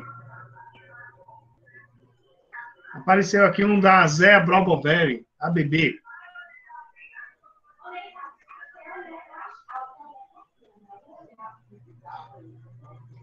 Professor, Diga, meu jovem. qual o melhor esquema de aterramento para a instalação do DR? O TNS, terra neutro separado. Professor, Obrigado. Diga, Reginaldo. quando eu fiz a instalação aqui em casa, eu era leigo, né? Leigo assim, eu sabia pouco. Sabia pouco não, né? Eu não sabia, eu estou aprendendo agora. Faz tempo isso. Então, Certo. quando eu instalei o DR, eu instalei o disjuntor principal de 25, né? Aí coloquei um cabo de 4 milímetros e coloquei o DR, depois disjuntor. Aí coloquei, depois do DR, aqui já, né, no terraço, o quadro de distribuição, né? Eu fiz uma distribuição, né? Coloquei disjuntor de 10 amperes, né? Disjuntor de 15, de 10 e de 15, né? Para distribuir para a tomada, para a lâmpada. Certo. Tá certa a instalação com o DR que eu fiz, a instalação, ou não tá? Tá incorreto? Veja, em princípio, normalmente eu coloco o DR depois do disjuntor. O disjuntor geral, já que a gente usa um DR para todo o circuito. Eu coloco o DR depois do disjuntor, tá? Justamente pelo fato de que, eventualmente, eu precise desligar o circuito para fazer alguma manutenção no próprio DR, reapertar os cabos e tudo mais. Então, normalmente, eu coloco o DR depois do disjuntor geral, tá? Mas na posição que você colocou, ele vai funcionar sem problema nenhum. O único problema é se eu precisar trocar o DR por algum motivo, eu vou precisar, eu não tenho como desenergizar ele, tá? Mas ele vai funcionar. Boa noite, professor. Eu coloquei primeiro o disjuntor geral do quadro fora, né? Certo. Aí dentro do próprio quadro, né? Dentro do próprio quadro, eu coloquei o DR, depois do disjuntor geral. Só que dentro no terraço eu coloquei o quadro de distribuição. Entendi. Tranquilo, tranquilo. Entendi. É porque tranquilo. é assim. Eu perguntei que estava incorreto, porque é assim. Por exemplo, se eu colocasse DR antes, ele poderia queimar numa sobrecarga, não é verdade? Ou não? Ou estou errado? Não, não queima, não. Beleza. Não ocorre isso, não. Tá? Deixa eu te mostrar aqui. Ó, eu peguei aqui no site, procurei aqui na internet, me retornou aqui a ABB, que é a Zé Brobovelli, e ele tem aqui o DDR. Tá? O DDR são disjuntores com proteção diferencial, onde já estão incorporados em um único produto as funções de DR, interruptor diferencial, e de mini disjuntor. Tá? E aí tem uma série de informações aqui. Ele tem nas sensibilidades de 30 e 300 mA, na versão bipolar. E aqui ele traz as informações técnicas. Deixa eu dar um zoom aqui, para vocês poderem ver. A pergunta que foi feita é se ele tem as curvas. Tem sim, ó, curva B e C. Tá? Ele tem esse fabricante, ele me fornece o DDR, que é o disjuntor diferencial residual, ou seja, ele faz a função de disjuntor e faz a função DDR. Tá? Então, ele tem aqui a faixa de corrente nominal dele, vai de 4 a 40 amperes. Tá? As curvas que ele atua, B e C.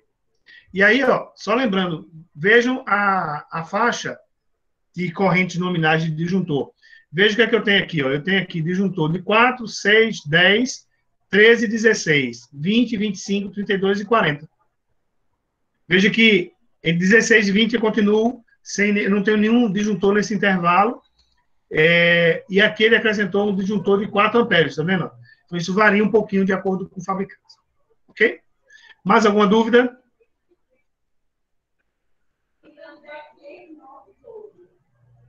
Para mim não, professor. Tranquilo. Claro como um dia. Ok. Bom, pessoal, eu estou encerrando essa aula de hoje. Espero que tenha sido proveitosa aí dentro desses exemplos que eu fiz. Na segunda-feira, eu vou começar a trabalhar com vocês. Diga, Ronaldo. O material que está lá no AVA chegou para mim hoje, professor. Eu já visualizei. Aí os exercícios que tem lá foi respondido. Os que são para imprimir, o senhor já visualizou se é para a gente imprimir? O senhor vai cobrar da gente? Não faça nenhum exercício, não. A única coisa que eu recomendo é que você dê uma acessada na apostila que está disponível lá. Tá? Os exercícios que tem como tarefa, não faça ainda não. Tá bom? Tá certo. Tá bom. Beleza. Vejam, só para a gente finalizar a aula de... Boa noite. Boa noite. Só para a gente finalizar... Boa noite, Odailson. O senhor vai disponibilizar essa aula no AVA hoje ainda? Não, a aula do AVA hoje eu não vou disponibilizar, não. Só amanhã.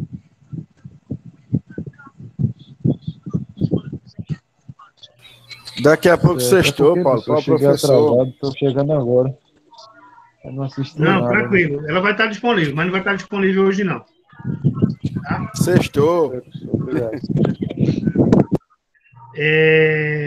Vejam, pessoal, só para a gente alinhar, tá? Essa primeira parte sobre os componentes gerais, a gente fecha aqui. Logicamente, a gente vai ver mais alguns componentes à medida que a gente for avançando. E as tarefas, tem tarefa lá de desenho, de diagramas, que na segunda-feira eu vou trabalhar isso com vocês, tá?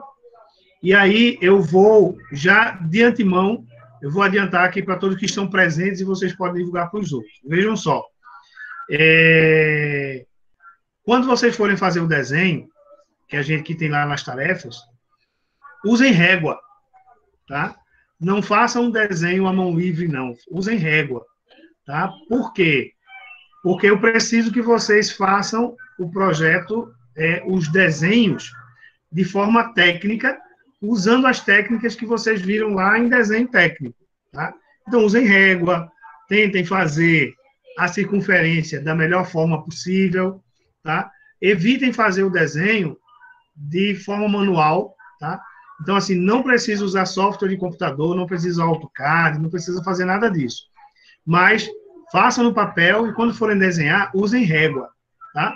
Para que a coisa fique organizada. E quando forem escrever os diversos tópicos lá, usem uma letra legível. Legível de bom tamanho, mas preferencialmente uma caligrafia técnica ou uma letra de forma. Alguém levantou a mão aí, fique à vontade. Professor. Elson. Diga, Elson. Sobre a atividade. A atividade vocês só vão fazer depois que eu der o comando para vocês fazerem. Certo. Eu tenho o que mais? Exercício? Veja só, Elson. Veja, só para a gente explicar. Lá... Eu tive que sair da aula. Não, ok. Veja só, Elson. As tarefas que estão lá têm dimensionamento de condutores. Nós vimos dimensionamento de condutores?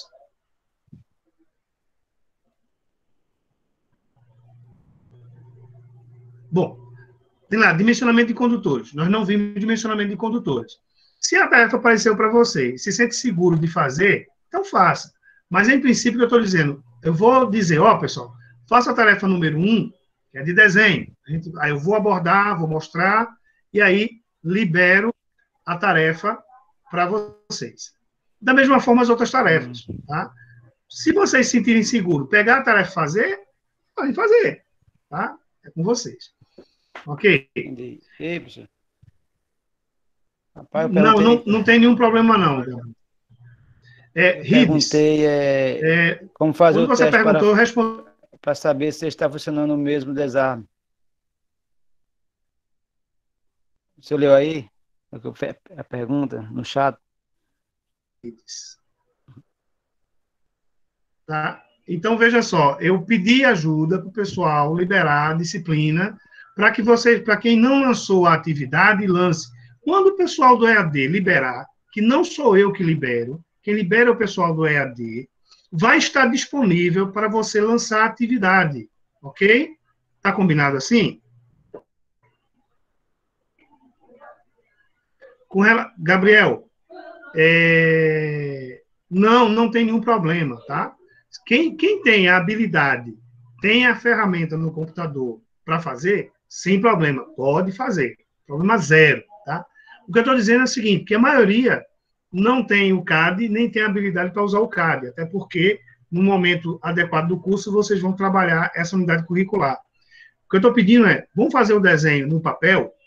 Então, peguem um papel ofício, em formato ofício, peguem ele, peguem uma régua e façam o diagrama, o desenho, com cuidado, com esmero, para que diga assim, Rita, quem fez esse desenho aqui foi um técnico em eletrotécnica formado pelo Senai. Beleza? Pessoal, boa noite a todos. Mais alguma pergunta? Boa noite, professor. Boa noite, professor. Bom final de semana. Até segunda. Boa noite e bom descanso. Boa noite, pessoal. Até bom final de semana. Até segunda-feira. Bom final para você. Boa noite, até segunda. Até segunda.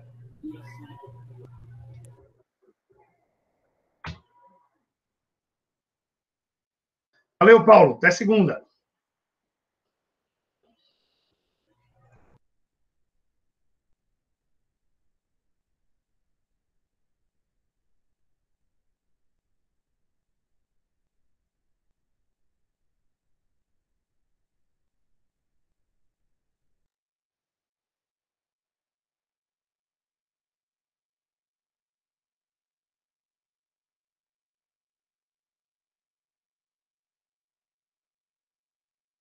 Boa noite, professor. Boa noite, pessoal.